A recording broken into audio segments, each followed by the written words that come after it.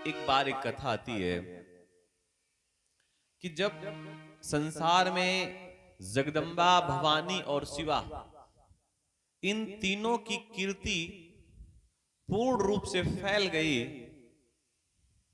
तो एक दिन जगत जननी जगत माता दुर्गा को ऐसा लगा कि हमारी कीर्ति तो पूरे संसार में फैल गई है, लेकिन बाकी जो धरती की स्त्रियां हैं, जो बड़ी श्रेष्ठ स्त्रियां हैं, उनकी भी कीर्ति तो संसार में फैलनी चाहिए। कथा आती है अत्रि महाराज की, अनसुईया की। अत्रि तो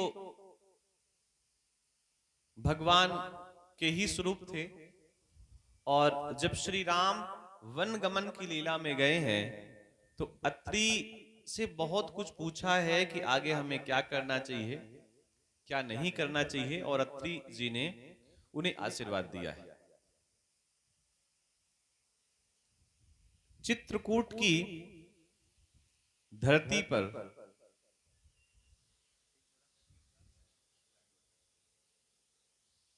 बोलिए चित्रकूट धाम की जय। चित्रकूट के घाट घाट पर शबरी देखे बाट, राम मेरे आ जाओ। चित्रकूट के घाट घाट पर शबरी देखे बाट, राम मेरे आ जाओ। चित्रकूट के घाट घाट पर सबरी देखे बाट, राम मेरे आ जाओ।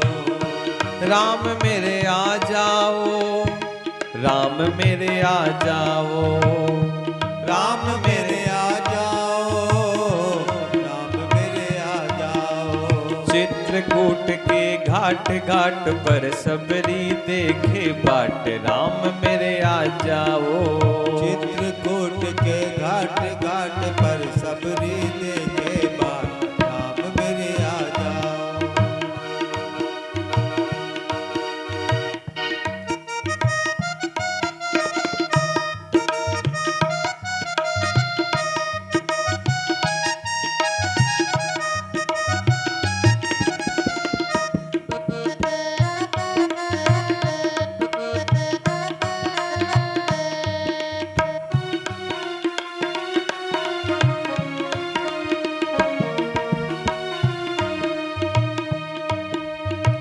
अपने राम जी को कहाँ मैं बिठाऊं, कहाँ मैं बिठाऊं।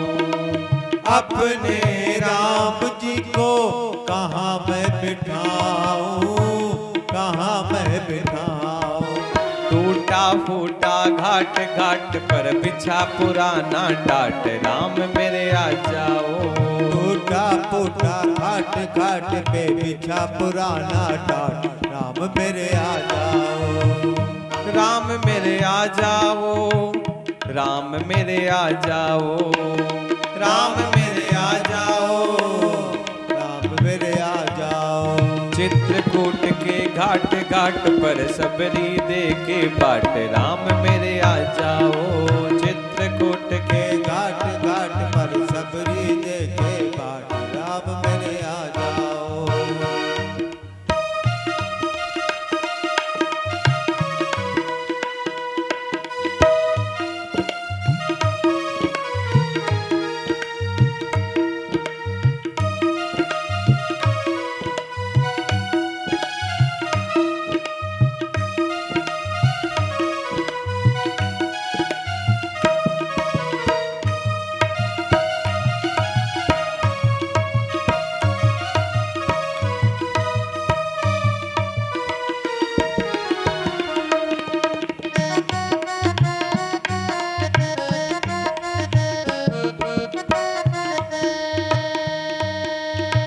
अपने राम जी को क्या मैं खिलाऊं, क्या मैं खिलाऊं।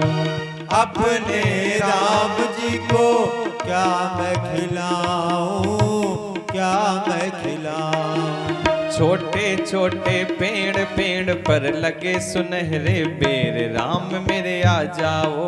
छोटे छोटे पेड़ पेड़ पे लगे सुनहरे बेर, राम मेरे आ जाओ। राम मेरे आ जाओ, राम मेरे आ जाओ, राम मेरे आ जाओ, राम मेरे आ जाओ। चित्रकूट के घाट घाट पर सबरी दे के बाट, राम मेरे आ जाओ। चित्रकूट के घाट घाट पर सबरी दे के बाट, राम मेरे आ जाओ।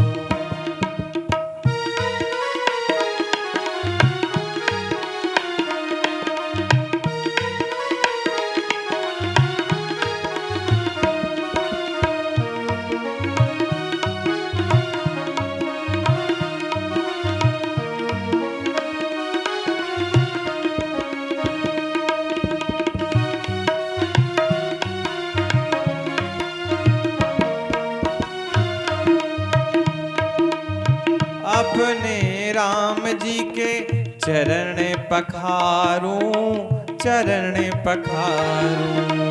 अपने राम जी के चरण पखारूं, चरण पखारूं। नैन से बहे जो नीर नीर है, सुरसरी जैसे नीर, राम मेरे आ जाओ।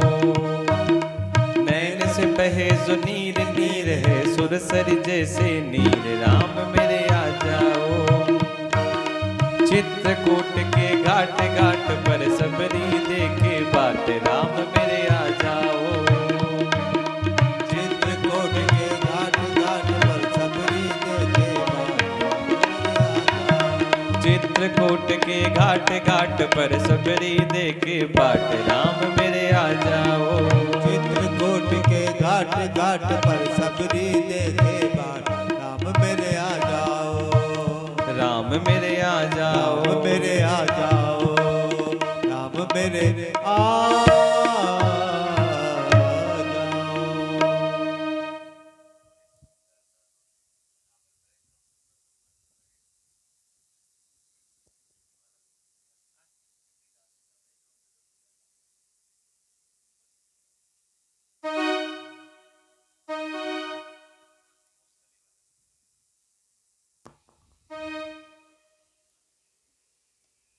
कथा के क्रम में आता है,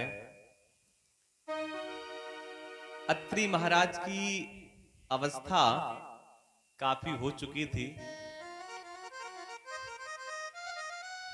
और अत्रि जी का नियम था कि रोज गंगा स्नान करने जाना। रोज चित्रकूट की धरती से रोज गंगा स्नान करने जाना कितना कठिन है।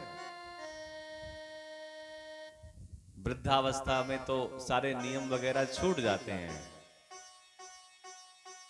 अनसुईया माता को ऐसा लगा कि रोज मेरे पति इतनी दूर गंगा स्नान करने जाते हैं और थक भी जाते हैं और उसके बाद मस्तक पर पसीना भी आ जाता है, तो मन में विचार आया कि गंगा अगर चित्रकूट की धरती पर होती तो कितनी श्रेष्ठ बात होती। मैं जाती, जल ले आती और मेरे पति स्नान कर लेते, तो वृद्धावस्था में जो इन्हें गंगा के तट तक नित्य जाना पड़ता है, इससे मुक्ति मिल जाती। लेकिन गंगा की बात क्या कहें, चित्रकूट में तो अकाल पड़ गया।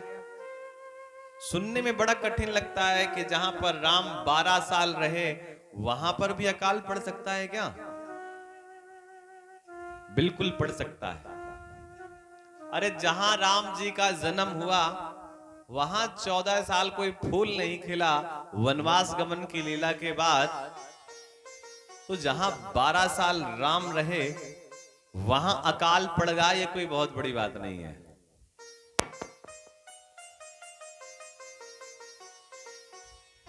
भयंकर प्यास लगी अत्रि को और अत्रि ने कहा, देवी कहीं जल मिल जाए तो प्राण आ जाएं, आप जाओ ना किसी सरोवर से, वहां से जल लेकर के आओ। श्रेष्ठ पत्नियों का स्वभाव होता है, कभी ये नहीं कहते कि ये वस्तु है नहीं, अभी मैं लाती हूं। उनकी जिह्वा पर एक ही शब्द होता है कि अभी मैं करती हूं, अभी लेकर के आती हूं। अनसुईया ने कहा स्वामी थोड़ा सा इंतजार करिए, अभी मैं कहीं से जल लेकर के आती हूं।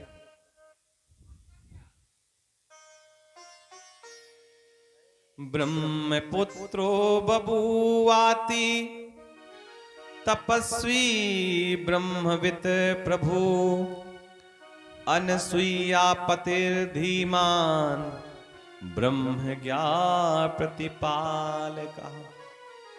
अनसुईया ने कहा स्वामी कुछ देर इंतजार करो, मैं अभी जल लेकर के आती हूं।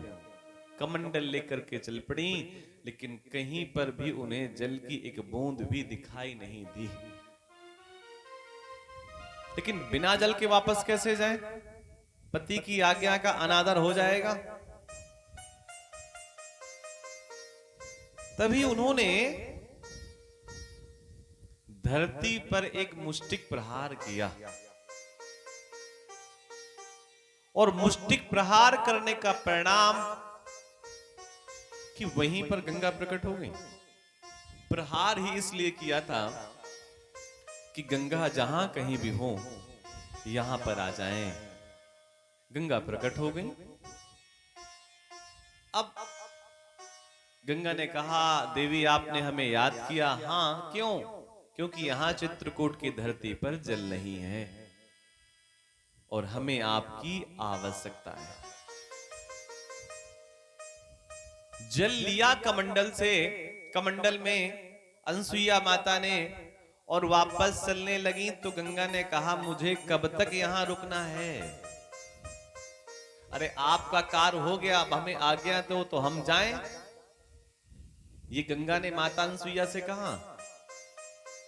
अनसुईया माता ने कहा कि जब तक मैं वापस ना आ जाऊं आप इस स्थान को छोड़ करके मत जाइएगा। गंगा ने कहा ठीक है। एक गड्ढे पे गंगा बैठ गई।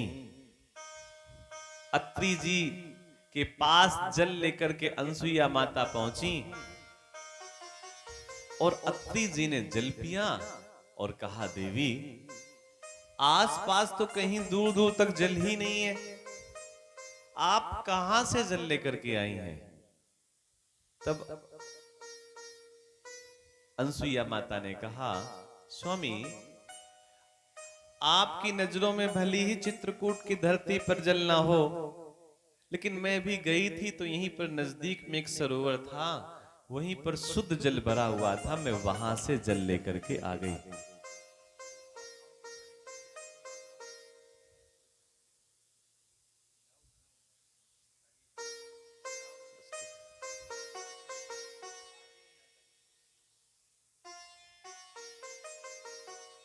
अत्रि ने जल पिया और जल पीने के बाद अत्रि ने कहा देवी तुम झूठ बोल रहे हो, जरूर तुम्हारे किसी ही पुण्यों का प्रभाव है कि ये जल तुम्हें मिल गया। नहीं नहीं स्वामी मैं झूठ नहीं कह रही, मैं गई थी वहीं पर सरोवर था और वहां पर हमें जल प्राप्त हुआ। अत्रि ने कहा मैं भी उस सरोवर को देखना चाहता हूं। वैसे तो जानती थी माता अनसुईया कि वो गंगा है, मैंने प्रकट किया है।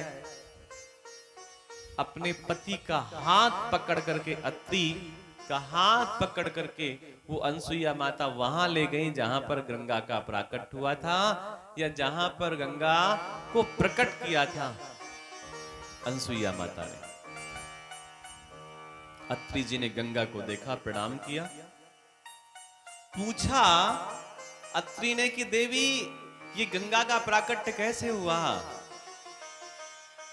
तो अनसुईया माता ने कहा स्वामी ये सब आपके ही तप का प्रभाव है, कोई और होता तो कह देता कि मैंने प्रकट किया है, लेकिन अनसुईया माता ने कहा स्वामी ये सब आपकी तपस्या का, आपके भजन का, आपके कीर्तन का, आपके यज्ञ का परिणाम है कि इस सूखे में भी गंगा का प्राकट्य हो गया। अत्रि ने माता गंगा को प्रणाम किया और निवेदन किया मां से कि आप आ गई हैं और श्रेष्ठ लोगों का कर्तव्य होता है कि अपने से छोटे लोगों की सहायता करना, और यहाँ जल की बहुत ज्यादा आवश्यकता है और आप यहां से छोड़ करके ना जाए। गंगा मैया ने कहा ठीक है, हम यहां पर प्रकट हो जाती हैं और छोड़ करके नहीं जाएंगी। वही गंगा वहां पर चित्रकूट की धरती पर राम गंगा के नाम से प्रकट हो गई। और प्रकट किसने किया, बुलाया किसने? अनसुईया माता ने। बार बार अत्रि कहते रहे देवी ये सब तुम्हारे पुण्यों का प्रभाव है, लेकिन देवी ने कहा नहीं नहीं स्वामी, ये सब आपके पुण्यों का प्रभाव है कि गंगा का यहां पर प्राकट हो गया। कथा का तात्पर्य यह है कि कभी कोई बड़ी उपलब्धि मिल जाए तो ये नहीं कहना चाहिए सब हमारे कारण है, ये तो सब ईश्वर की कृपा है। आप यहाँ पर 3 घंटे बैठ लेते हैं तो ये मन में भाव ना है कि हम तो 3 घंटे बैठकर कथा सुनते हैं। मन में भाव आना चाहिए कि ईश्वर हमसे इतनी बड़ी सहायता, इतना बड़ा कार्य करवा लेता है, अन्यथा तो घंटे भर भी बैठना मुश्किल हो जाता है इस अवस्था में। पूरे के पूरे संसार में खबर फैल गई कि अनसुईया से जैसी सती तो कोई है नहीं संसार में। पूरे के पूरे संसार में खबर फैल गई, क्योंकि गंगा का प्राकट अनसुईया माता के सतीत्व के कारण ही हुआ था। शिव पुराण में रोज कथा आप सुन रहे हैं कि पत्नियों के ही तपस्या के कारण जलंधर जैसे, शंखचूड़ जैसे राक्षसों ने कितना अत्याचार किया, केवल पत्नियों के तप बल के कारण। लेकिन एक अत्रि महाराज हैं और उनकी पत्नी अनसुईया है कि अत्रि जी ने कभी अपने तपस्या का दुरुपयोग नहीं किया और माता अनसुईया ने कभी नहीं बताया कि मेरे सतीत्व के कारण गंगा का यहां पर प्राकट हुआ है। संसार में खबर फैल गई। नारद जी के मन में चिंता हुई कि इतनी बड़ी तपस्विनी धरती पर रहती है, भारत की धरती पर, चित्रकूट की धरती पर, और इसका प्रचार होना चाहिए, लोगों को पता होना चाहिए कि अनसुईया नाम की भी माता कोई धरती पर है जो सती है, जो पतिव्रता है। नारद जी तो ऐसी लीलाओं को ढूंढते हैं कि कहीं कुछ मिल जाए। नारद जी अनायास पहुंच गए ब्रह्मा जी के पास और वहां पर उनके कमल पुष्प पर उनकी ब्रह्माणी बैठी हुई थी। ब्रह्माणी को नारद जी ने प्रणाम किया और कहा कि मां हमें थोड़ी सी प्यास लगी है, जल पिला दीजिए।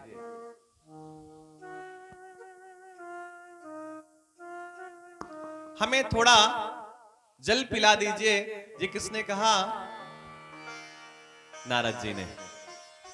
और नारद जी ने को माता ने जल क्या पिलाया? नारद जी ने तो व्यंग वचन बोल दिए, मां अभी अभी मैं चित्रकूट की धरती से जल पी करके आ रहा हूं और जैसा ग्लास जल का आपने दिया है ऐसा ही पानी का ग्लास माता अनसुईया ने दिया था, लेकिन जो स्वाद उस चित्रकूट की धरती के जल में था वो ब्रह्मलोक की धरती के जल में स्वाद नहीं है। अब किसी देवी से इतनी बड़ी आप बात कह दो, उसके मन में क्या भाव आएगा?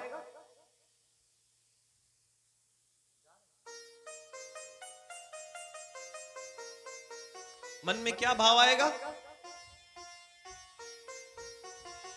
बोलिया नारद जी ने कहा कि उनके जल में स्वाद क्यों है ज्यादा, हमारे जल पे स्वाद क्यों नहीं है? तो नारद जी ने धीरे से कह दिया कि अनसुईया माता पतिव्रता है। अब वो नाराज हो गई। ब्रह्मा की ब्रह्माणी, क्या मैं पतिव्रता नहीं हूं? क्या मुझ में कोई कमी है? नहीं नहीं, आप में कोई कमी नहीं है, लेकिन वो सती हैं। इस प्रकार से नारद जी ने बातों को घुमा दिया। मन में बात बैठ गई ब्रह्मा जी की पत्नी ब्रह्माणी के कि हमसे बड़ा कैसे कोई हो सकता है, हम ही तो सबसे बड़े हैं। लक्ष्मी माता के पास गए। लक्ष्मी माता से कहा मैया बड़ी भूख लगी है, कुछ लड्डू वड्डू हो तो खिलाइए ना। लक्ष्मी माता ने बढ़िया से लड्डू दिए कि मेरा पुत्र नारद आया है, दिन भर मेरे पति का नाम लेता है और मैं इसको लड्डू खिलाती हूं। बढ़िया से लड्डू लक्ष्मी जी ने खिलाए। नारद जी ने खाए तो, लेकिन धीरे से मुंह बना लिया। माता ने कहा कि इतने प्यार से मैंने आपको लड्डू दिया है, भोग दिया है, और आपने मुंह बना लिया, आखिर क्यों? तो नारद जी ने कहा अभी अभी चित्रकूट की धरती से आ रहे हैं, और वहां अनसुईया माता ने भी लड्डू दिया था, लेकिन जो स्वाद अनसुईया माता के लड्डू में था, मां, वो स्वाद आपके लड्डुओं पे नहीं है। क्यों मेरे लड्डुओं पे क्यों नहीं है? अरे वो तो धरती की स्त्री है, वो तो जंगल की स्त्री है, उसके पास क्या पकवान होंगे, क्या मेवा होगी, और मैं तो स्वर्ग में रहती हूँ, नारायण के पास रहती हूँ, मैं लक्ष्मी हूं, मैं रमा हूं, मेरे लड्डुओं में क्या कोई कमी है क्या स्वाद में? आखिर उस लड्डुओं के स्वाद में क्या कमी, क्या विशेषता थी जो आप लड्डू खा करके आ रहे हैं? तो धीरे से नारद जी ने कह दिया कि वो सती हैं, वो पतिव्रता हैं। तो क्या मैं पतिव्रता नहीं हूं? क्या मैं सती नहीं हूं? नारद जी ने कहा नहीं नहीं, आप भी हैं, लेकिन वो ज्यादा है। एक बात बताएं, कई कथाओं में ऐसा आता है कि लक्ष्मी जी नारायण को छोड़ करके चली गई हैं। लक्ष्मी जी ने नारायण की बात नहीं मानी है। आप कल्पना करिए, राम जी को वनवास हुआ था, राम जी ने कहा सीता तुम यहीं पर रहो, लेकिन माता ने बात राम जी की नहीं मानी। बात ना मानना भी कहीं न कहीं थोड़ा सा सतीत्व को कमजोर करता है। अब नारद जी दो जगह तो सुलगाए थे धुआं, उनको लगा एक जगह और बची है, वहां जाकर के भी कुछ खेल खेल दे। भाई गर्मी का मौसम है ही, जेठ का मौसम है ही, लकड़ियां बिल्कुल सूखी हैं, बस थोड़ी सी चिंगारी तो लगानी है। नारद जी पहुंच गए माता पार्वती के पास, मां को प्रणाम किया, माता की जय हो, महादेव की जय हो। भगवान शंकर बड़े प्रसन्न हुए, आशीष दिया, नारद बहुत दिन बाद आए पुत्र, क्या समाचार है, सब कुशल मंगल है ना? हाँ सब कुछ बढ़िया है। धीरे से नारद जी ने कहा मां, बहुत दूर की यात्रा से चल करके आया हूं, और कुछ खाने पीने के लिए है क्या? आप कल्पना करिए, जगदम्बा के पास खाने के लिए लड्डू तो होंगे नहीं, कचौड़ी पूड़ी तो होंगे नहीं, उनके पास क्या होंगे? बेर और रूखे सूखे फल। जगदम्बा ने कहा पुत्र हमारे पास तो कुछ नहीं है, ऐसा करो ये आम रखें, ये खा लो। अब नारद जी ने आम खाए। नारद जी ने कहा कि मैया अभी अभी हम चित्रकूट की धरती से आ रहे हैं। अच्छा धरती से आ रहे हैं तो कुछ कहना चाहते हैं? हाँ, अभी हम माता अनसुईया के यहां से बेर खा के आ रहे हैं। सूखे बेर थे, बिल्कुल सूखे, सूख गए थे, पुराने थे 5 दिन के बेर। लेकिन माता श्री, जो अनसुईया माता के सूखे बेरों में स्वाद था, वो आपके हरे भरे आम में स्वाद नहीं है। क्यों मेरे आम में, मेरे दिए गए फल में स्वाद क्यों नहीं है, आम में स्वाद क्यों नहीं है? अरे माता वो ऐसा है ना कि वो पतिव्रता है। तो क्या मैं पतिव्रता नहीं हूं? क्या मैं सती नहीं हूं? तो धीरे से नारद जी ने कहा माता जी सती तो आप भी हैं, लेकिन जब एक जन्म में सती थी और माता जी ने कहा था, भगवान ने कहा था कि अपने मायके मत जाओ, तो आपने अपने पति की बात मानी थी? नहीं मानी थी। भगवान शिव ने कहा था राम जी को प्रणाम करो, आपने राम जी को प्रणाम किया? नहीं किया। तो वो सती हैं, आप भी सती हैं, लेकिन उनकी जगह थोड़ा सा कम है। बात मन में चुभ गई कि धरती में हमसे बड़ा भी कोई हो सकता है क्या? अहंकार भैया बड़ी खतरनाक चीज होती है, किसी को चुभ जाए तो व्यक्ति तड़प उठता है। वो सती हैं, वो सती हैं, वो सती हैं, तो क्या हम सती नहीं है? आप कल्पना करिए, देवताओं की पत्नी के सामने किसी मनुष्य की, मानव की पत्नी की तारीफ की जाए, तो क्या देव कन्याएं, देव बालाएं, देव स्त्रियां स्वीकार कर लेंगी? बिल्कुल नहीं। लक्ष्मी ने कहा मैं परीक्षा लेकर के रहूंगी, रमा ने कहा मैं भी परीक्षा लेकर के रहूंगी, और ब्रह्मा की ब्रह्माणी ने कहा मैं भी परीक्षा लेकर के रहूंगी। तीनों गई कहां? चित्रकूट की धरती पर। लक्ष्मी जी रुंझुन रुंझुन करती हुई जब आगे चलने लगी, तो लक्ष्मी जी के पैरों में बंधी हुई पैजेब की आवाज को सुन करके उमा ने कहा दीदी कहां जा रही हैं? हमको भी तो बताओ। तो लक्ष्मी जी ने कहा माता पार्वती से, मैं चित्रकूट जा रही हूं। अरे मैं भी तो वहीं जा रही हूं, तुम भी वहीं जा रही हो, मैं भी वहीं जा रही हूं, हम दोनों का रास्ता तो एक ही है ना, अलग अलग क्यों जा रही? चलो साथ चलो। अब लक्ष्मी जी रुंझुन रुंझुन करती हुई आगे बढ़ी तो ब्रह्मा की पत्नी को, ब्रह्माणी को भी खनक लग गई कि ये दोनों बहनें कहां जा रही हैं। ब्रह्मा की पत्नी ब्रह्माणी ने कहा, दीदी कहां जा रही हैं? हम तो चित्रकूट जा रही हैं। तो ब्रह्मा की पत्नी ने कहा, हम भी चित्रकूट जा रहे हैं। तीनों ने आपस में पूछा, किसके यहां जा रही हैं? बोले परीक्षा लेने जा रही हैं। तो तीनों ने कहा, हम भी परीक्षा लेने जा रही हैं। दूसरी ने कहा, हम भी परीक्षा लेने जा रही हैं। तो तीनों ने कहा, ये बताओ कहीं नारद तो नहीं गए थे आपके यहां? अरे गए थे। अच्छा, वो सती वाली बात तो नहीं बताई थी कि वो पतिव्रता है? हाँ हाँ, हमसे भी कही थी। अब तो एक से भले दो और दो से भले तीन। ये जो जितनी भी लीला हो रही है शिव की लीला है, ये लक्ष्मी रमा उमा की लीला नहीं है, ये शिव की लीला है। तीनों ने मन में विचार किया कि इतना बड़ा, इतनी बड़ी मैं परीक्षा लूंगी कि उनका सतीत्व अपने आप कम पड़ जाएगा, धीमा पड़ जाएगा, हल्का हो जाएगा, उसका पता नहीं चलेगा। तीनों ने कहा, अगर ऐसी बात है तो हम चित्रकूट नहीं जाएंगे, हम सब लोग वापस अपने अपने घर जाएंगे और हम परीक्षा लेने नहीं जाएंगे, हम अपने पतियों को परीक्षा लेने के लिए भेजेंगे। तीनों वापस अपने अपने घर आ गए। ब्रह्मा ने कहा, अरे मैं बूढ़ा हो गया हूं, मैं क्या परीक्षा लेने जाऊंगा? नारद जी ने भी कहा, अरे देवी, वो जंगल की रहने वाली मां है, क्या परीक्षा लेना उसकी? कल्पना करिए, बहुत बार बड़े लोगों को छोटे लोगों की झोपड़ियां गिराने में बड़ा मजा आता है। अन्यथा क्या पड़ा हुआ था लक्ष्मी को कि चित्रकूट की धरती पर आती और माता अनसुईया की परीक्षा लेती? क्या आवश्यकता थी? कोई आवश्यकता नहीं थी, लेकिन बात चुभ गई थी। तीनों ने अपने पति को भेजा। भगवान शिव ने तो मना कर दिया, हमें क्या करना है परीक्षा लेकर के देवी, हम लोग तो कैलाश पर बड़े प्रेम से रह रहे हैं, बड़े उत्साह के साथ रह रहे हैं। लेकिन भैया, पत्नियों के सामने पतियों की चलती कहां है? तीनों ने इतना सिखाया कि तीनों ने कहा, अब ज्यादा जिद ना करो, हम परीक्षा लेने चले जाएंगे। भले ही हमारा शरीर बिगड़ जाए, हमारा सब कुछ नष्ट हो जाए, कुछ ना बचे, लेकिन हम परीक्षा लेने जाएंगे, अब हमको परेशान मत करो। तीनों चल पड़े, ब्रह्मा विष्णु महेश। आप कल्पना करिए, भगवान शंकर परीक्षा लेने जा रहे हैं किसी की, और जिसके द्वार पे महादेव परीक्षा लेने जा रहे हैं, वो कितना बड़ा होगा। कल्पना तो करिए। जो परीक्षा देता है वो परीक्षा लेने वाले से बड़ा ही तो होता है, तभी तो पास हो पाता है परीक्षक के सामने।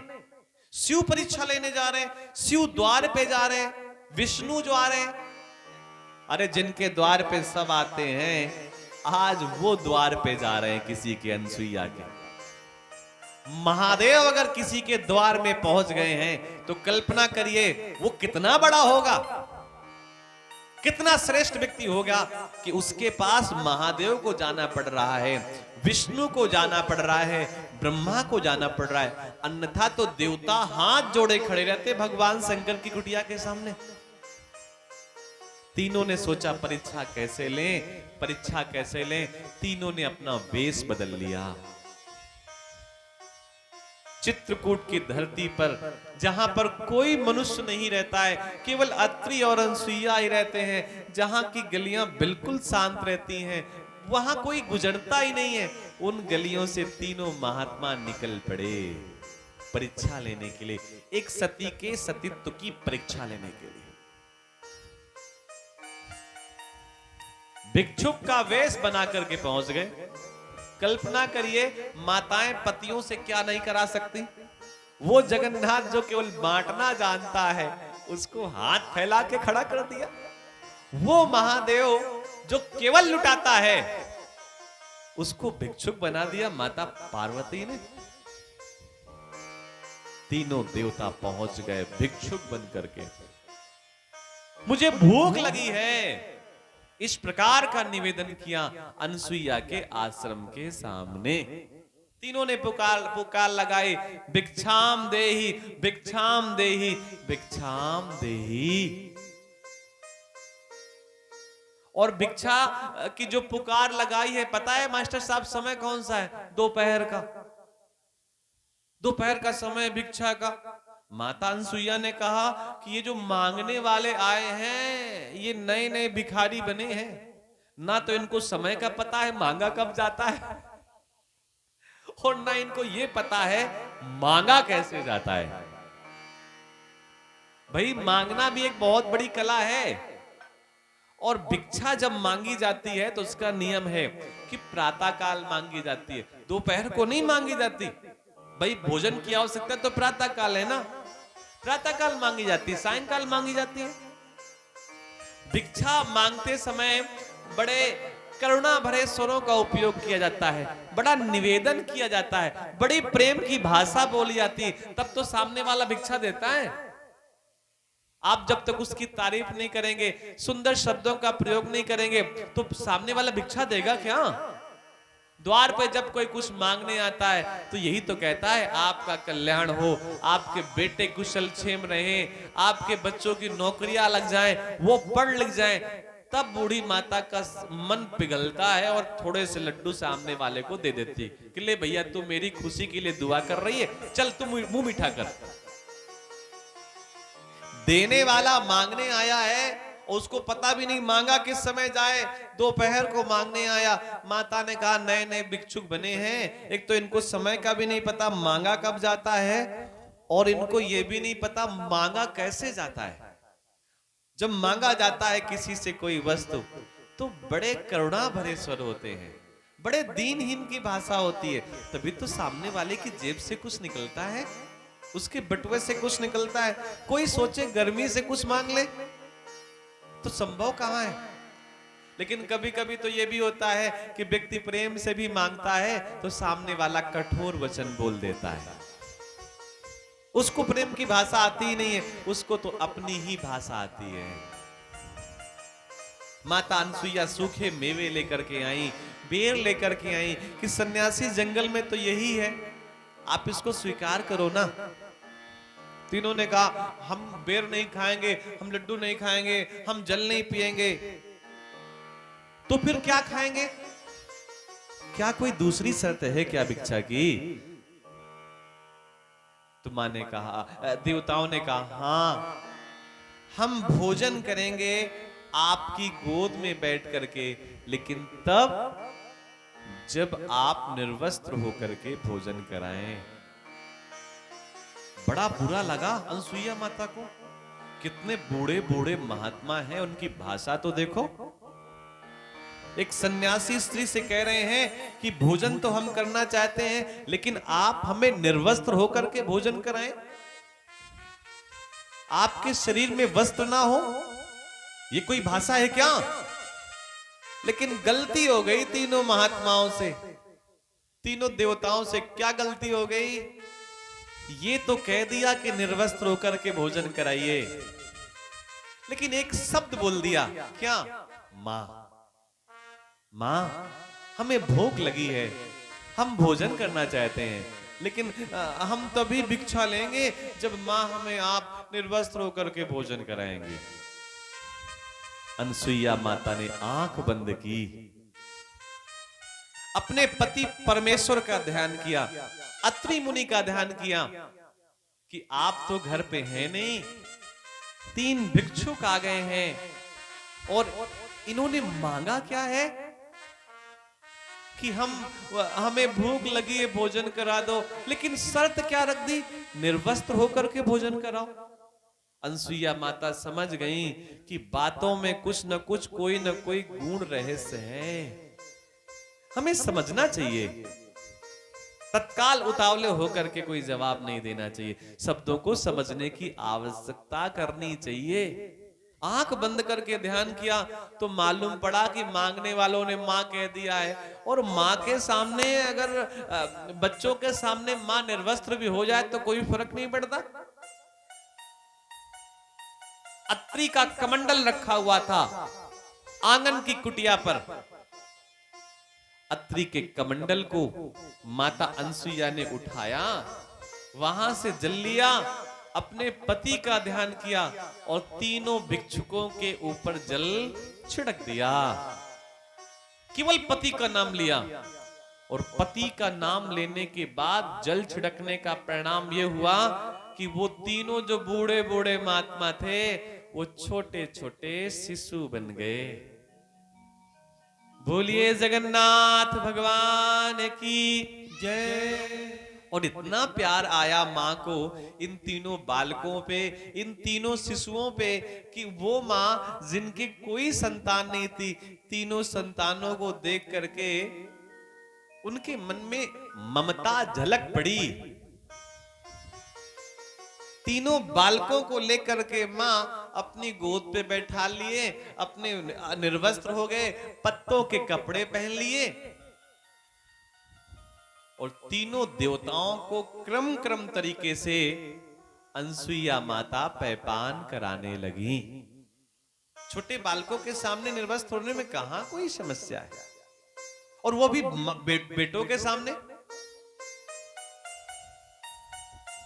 मां ने तीनों को पैपान कराया, तीनों बालक शांत हो गए और तीनों के लिए मां ने एक छोटा सा, तीनों के लिए अलग अलग झूला बनवाया, सुंदर सा झूला। आप कल्पना करिए कि किसी की परीक्षा लेने जाएंगे तो क्या हो सकता है। सोच समझ करके हमें सामने वाले की परीक्षा लेनी चाहिए कि आवश्यकता है या नहीं। तीनों देवताओं को माता ने पलना पे लिटा दिया, झूला झुलाने लगी। सांझ को अत्रि आए और अत्रि ने कहा, देवी दरवाजा खोलो, मैं आ गया हूं, मुझे जल लाओ, मुझे प्यास लगी है, मैं थक करके आया हूं। ये किसने कहा?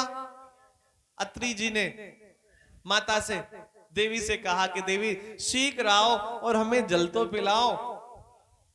अनसुईया माता ने कहा, स्वामी आज मैं आपकी बात नहीं मानूंगी, हम आपकी बात नहीं मानेंगे, हमारी बातों का बुरा मत मानना।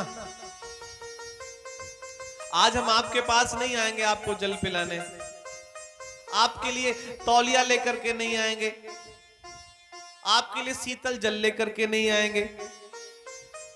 अत्रि ने कहा, देवी आज तक तुमने कभी मेरी बात के लिए मना नहीं किया और आज क्यों मना कर रही हो?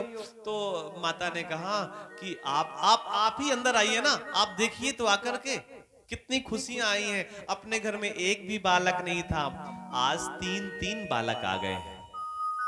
अत्रि जी ने अंदर देखा, जाकर के प्रसन्न हो गए। अत्रि जी ने कहा, ये 3 बालक कहां से आ गए? ऐसा तो कुछ दिख भी नहीं रहा था कि आप मां बनने वाली हैं। पूरी घटना बता दी। अत्रि जी तो सारी बात जानते थे, माता थोड़ी सी बातों से विस्मत थी। और ये प्रक्रिया 1 2 3 4 नहीं, 6 महीने तक चलती रही। और जो तीनों देवता हैं उनको भी बड़ा आनंद आने लगा।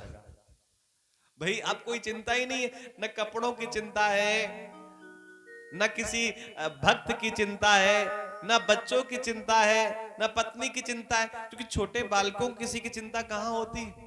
तीनों देवता भी बड़े प्रसन्न हैं और अत्रि माता का, अनसुईया माता का भी समय तीनों के लालन पालन पे बीत जाता है। वो अब छोटे बच्चे जिनके यहाँ होते हैं उनके पास समय क्या होता है। अनसुईया माता प्रसन्न रहने लगी, बड़ी खुश रहने लगी, सुबह से शाम तक उनका दिन बीत जाता।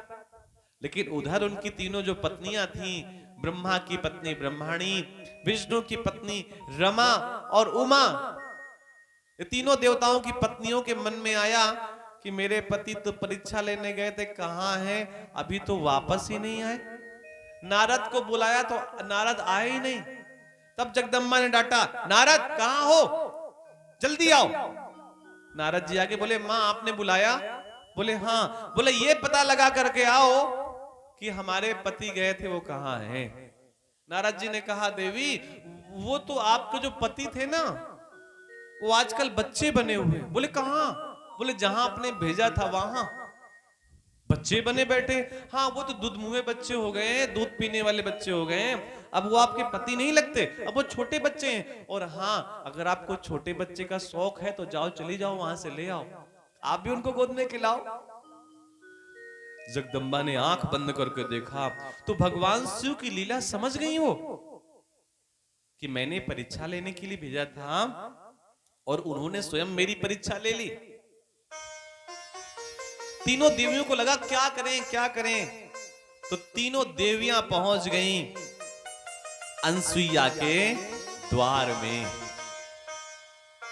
और भिक्षा मांगी कि हमें भिक्षा दो। अनसुईया माता अंदर से निकल करके आई और देखा कि जब यहां मांगने आते हैं तीन ही मांगने आते हैं, चक्कर क्या है। अभी 6 महीने में 3 मांगने आए थे और फिर 3 मांगने आई हैं और इनको पता ही नहीं मांगा कैसे जाता है। आप कल्पना करिए लक्ष्मी कैसे कुछ मांग सकती है, जो देने वाली है वो मांग कैसे सकती है।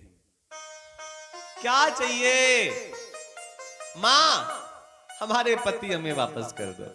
ले जाओ, कहां है तुम्हारे पति, यहां तो हमारे यहां 3 बच्चे हैं और मेरे पति हैं, आपको चाहिए क्या, मेरे पति दे दो। कहां हैं, अरे वो जो 3 बच्चे हैं ना यही हमारे पति हैं, हमें नहीं दे दो। अनसुईया माता ने कहा एक काम करो, तुम तीनों अंदर चली जाओ और अपने अपने पतियों का हाथ पकड़ करके उन्हें ले आओ। अब अहंकार तो थोड़ा था ही, तीनों अंदर पहुंच गईं, लेकिन वहां तो उनको अपने पति दिखाई नहीं दिए, छोटे छोटे बच्चे दिखाई दिए। अनसुईया माता ने कहा जो जिसका है वो अपना ले जाए। लक्ष्मी माता हाथ ही लगाने वाली थी कि ये मेरे वाले हो सकते हैं, तत्काल मन में आया कि कहीं ये शंकर ना हो उनका हाथ ना पकड़ ले। ब्रह्माणी को लगा कि शायद ये मेरे वाले हो सकते हैं ब्रह्मदेव, लेकिन तत्काल ध्यान में आया कहीं महादेव ना हो। और सती तो बहुत सावधान है, क्योंकि जगदम्बा कई बार गलतियां करे बैठी हैं, वो नहीं चाहती कि अब हमसे किसी प्रकार का अपराध हो। तीनों देखिए जगत जननी, तीनों जगत माताएं अनसुईया के सामने खड़ी हैं, लेकिन बुद्धि को तो देखिए अपने पतियों को नहीं पहचान पा रही हैं। तीनों ने हाथ जोड़े, निवेदन किया कि मां आप श्रेष्ठ हैं, आपसे बड़ा कोई नहीं है, आपसे बड़ा सतीत्व किसी के पास नहीं है, हम लोग तो केवल ऐसे नाटक में भ्रमित हैं, असली सती तो आप हैं, असली पतिव्रता तो आप हैं। हमारा आपसे निवेदन है कि हमारे पतियों को वापस कर दीजिए, उनको उसी रूप में बना दीजिए। अत्रि अनसुईया माता को तो कोई समय लगना नहीं था, कमंडल से जल लिया, अभिमंत्रित किया और तीनों के ऊपर जैसे ही जल छोड़ा, तीनों अपने असली स्वरूप में आ गए। लेकिन 6 महीने से मां मां मां मां मां मां कह रहे थे, तो तीनों हाथ जोड़े खड़े हैं, किसके सामने, अनसुईया माता के सामने, कि 6 महीने तक हम आपके यहां शिशु बन के रहे, बालक बन के रहे, आज हमारी पत्नियां आ गई हैं हमको लेने और हमें जाना पड़ेगा, और 6 महीने आप क्या रहे हैं, अब तो हमारा आपसे मन लग गया है। तीनों पुत्रों को अनसुईया माता ने विदा किया। तीनों पुत्र चलने तो लगे, लेकिन पलट पलट के अपनी मां की ओर देख रहे हैं कि कितना आनंद था, कोई चिंता ही नहीं थी। रो देते थे तो मां पैपान करा देती थी, सुबह दोपहर सांझ को मां हमें सुला देती थी, मां के बगल में लेटने का सुख मिलता था।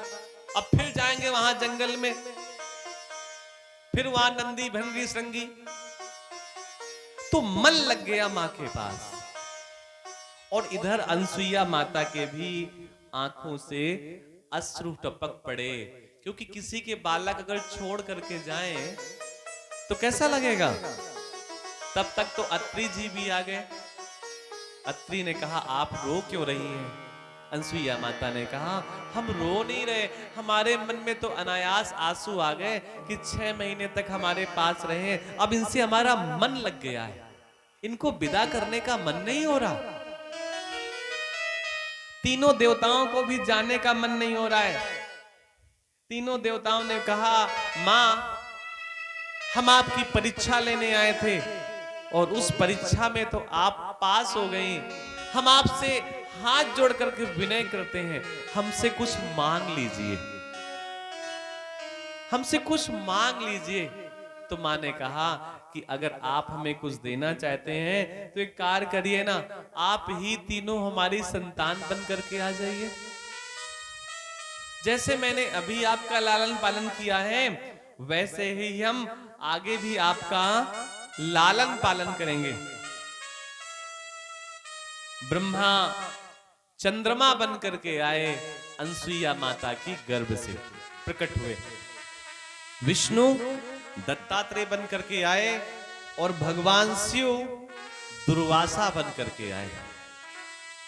तीनों देवियां जब अपने लोक में पहुंची तो तीनों देवियों के पतियों ने पूछा देवियों से, अपने अपने पत्नियों से, कि आखिर आपने परीक्षा क्यों ली, क्या कारण था, आपने क्यों अनायास उनके मन को उनकी परीक्षा लेनी चाहिए। तो पता है तीनों देवियों ने क्या कहा? तीनों देवियों ने कहा कि हमको तो पूरा संसार जानता था। ब्रह्मा की पत्नी ब्रह्माणी को कौन नहीं जानता था, विष्णु की पत्नी रमा को कौन नहीं जानता था, शिव की पत्नी उमा को कौन नहीं जानता था। लेकिन हम तीनों के मन में विचार आया कि कम से कम उसको भी तो लोग जाने जो धरती पर बैठी है, जो सती है, जो श्रेष्ठ है। ये भैया बड़े लोगों की बातें होती हैं, वो भले ही परीक्षा ले रहे हो छोटे लोगों की, लेकिन उनका मन होता है, उनका भाव होता है छोटों को बड़ा करने का। क्या आवश्यकता थी लक्ष्मी को परीक्षा लेने की, लेकिन आवश्यकता थी कि कम से कम अनसुईया माता को भी तो कोई जाने। बोलिए जगत जननी अनसुईया माता।